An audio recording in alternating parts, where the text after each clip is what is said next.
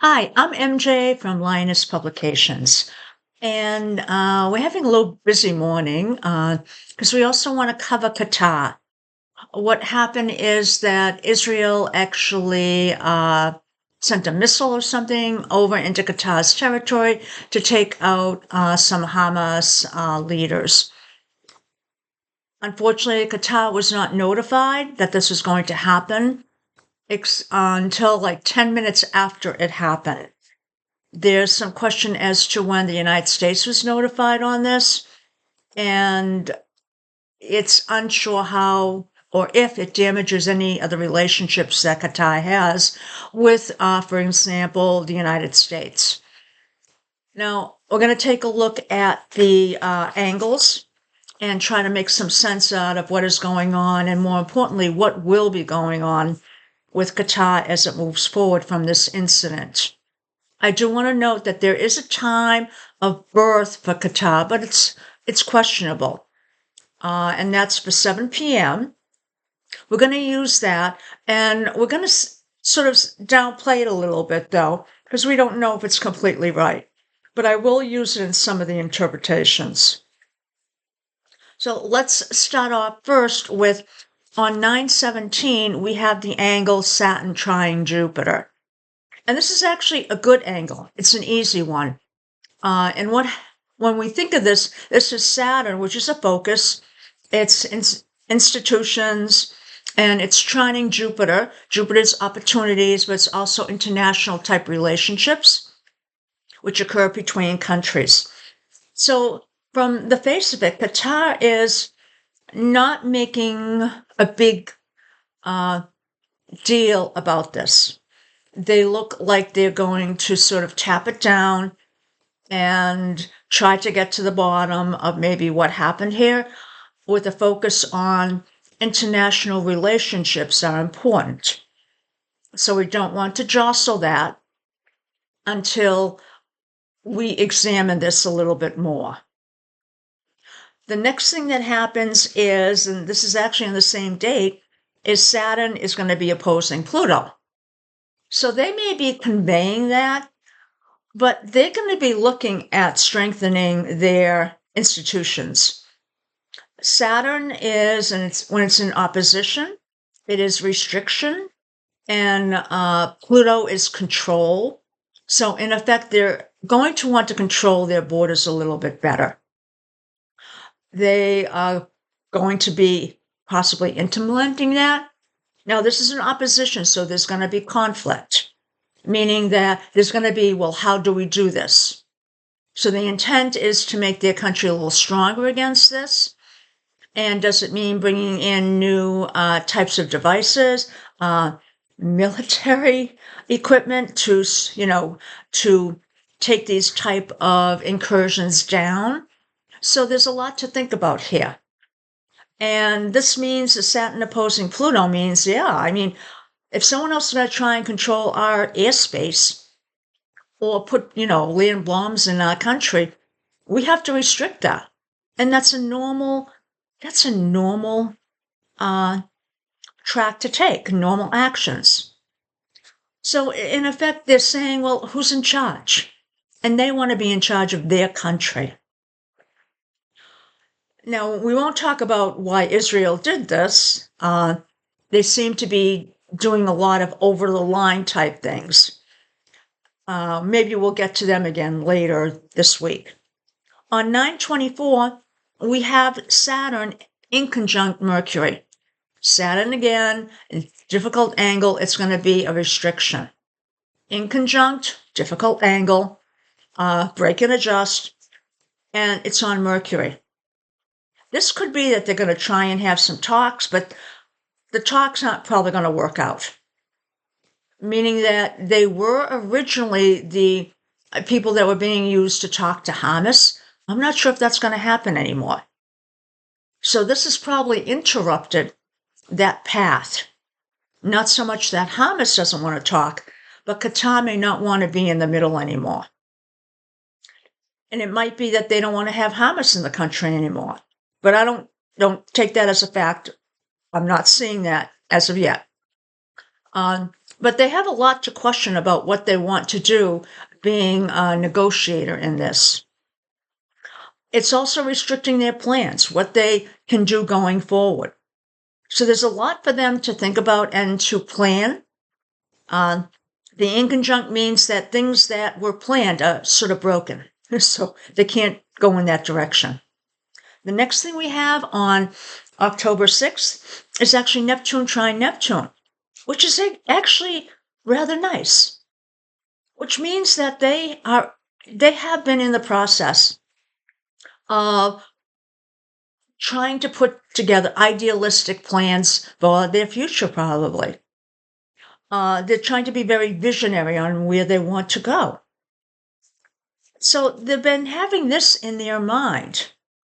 But with this, what happens on 10/28 of 25, we have Uranus coming in to change that.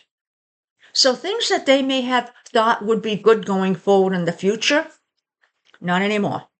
With the opposition, that means it's conflict. There's going to be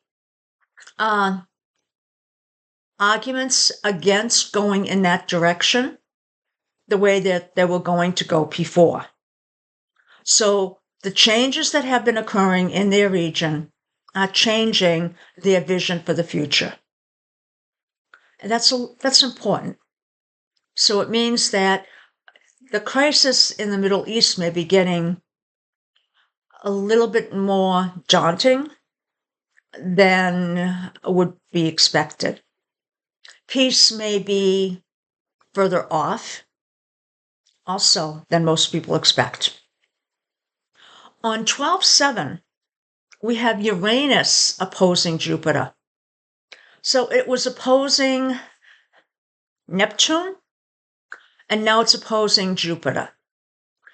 So all the changes, in effect, that are happening, the rebellion, revolution, the innovation, is changing any opportunities that they may have or have had. So they don't know where the best path is. And that means they're sort of in the middle of a quandary. What should they do? They have been trusting the United States, but is this something that they should keep on doing? I mean, they're informed 10 minutes after the attack happened. And why wasn't the United States able to control this so it didn't happen? Well, maybe I should back up and say, should it even have happened? I don't want to interject that was wrong or right, what Israel did. I sort of think they shouldn't have done it. But it's being in Qatar's position, you have to think, well, who is keeping their back now? It's not the United States. Because if the United States was supposed to keep Israel in check, then that didn't happen. So the next thing on 12/8, we have Uranus trining Pluto. And this is pretty good. This could be changes that it makes with the rest of the global community or changes that it does itself. It could be innovation through weapons, could be innovation through other ways. But it is now moving to have better control of his borders, maybe, and the airspace. So Pluto is control. The company is using changes in Uranus to have control. Now, lastly, on 12/21, we have Uranus squaring Mercury. And I'm not going further than the end of this year. So Uranus squaring Mercury is not ending this on a really good note. Because it's saying that the plans that they may have had, which is Mercury, are changed. Square is, in effect, there's tension, there's stress there. So there's nothing that Qatar can do to go along with these plans anymore. Squares usually indicate that that country would be, or the person, or the corporation would be involved in it. In this case, this is, in effect, innovation or rebellion, revolt on what is being planned. So this could be maybe the people in Qatar revolt, maybe some other entity is revolting. So there's no agreement here at the end. Now, I do want to mention that in Qatar's chart, Uranus is controlling the 12th house. And that means that some of this could be stuff being done under the scenes. So it might be hidden from the public. And that is a little difficult to get a handle on what some of these are actually bringing about, because there could be talks that are going on under the surface. So do I see anything that is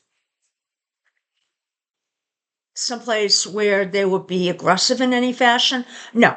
I think at the beginning they're going to try and resolve this, or at least get all the information they can. But as any good country should do, they're going to look at this and say, okay, we can't have this happen again. They're going to be investing in possibly military equipment, something that can shoot down planes, drones, missiles. So we're going to have that being added to the equation. They're probably not going to trust the United States as much as they did before. I don't think they'll ask for Trump's plane back, though. We'll have to see. So it is going to change the dynamic there. They may not engage in doing negotiations anymore with Hamas. They may not want to be involved with Israel in any type of exchanges here. And some of these countries have actually been trying to step up and work out deals. So this may be an indication that the countries are not going to want to do this anymore. So it is changing a little bit of the dynamic there, unfortunately. But long term, it doesn't look like it's going to be something that's escalating, at least for the end, until the end of this year. Thank you for watching, and have a great day. And again, I offer a huge range of services. Go out to my website, lionesspublications.com, and under services, you'll see all the things I offer. Have a great day. Bye now.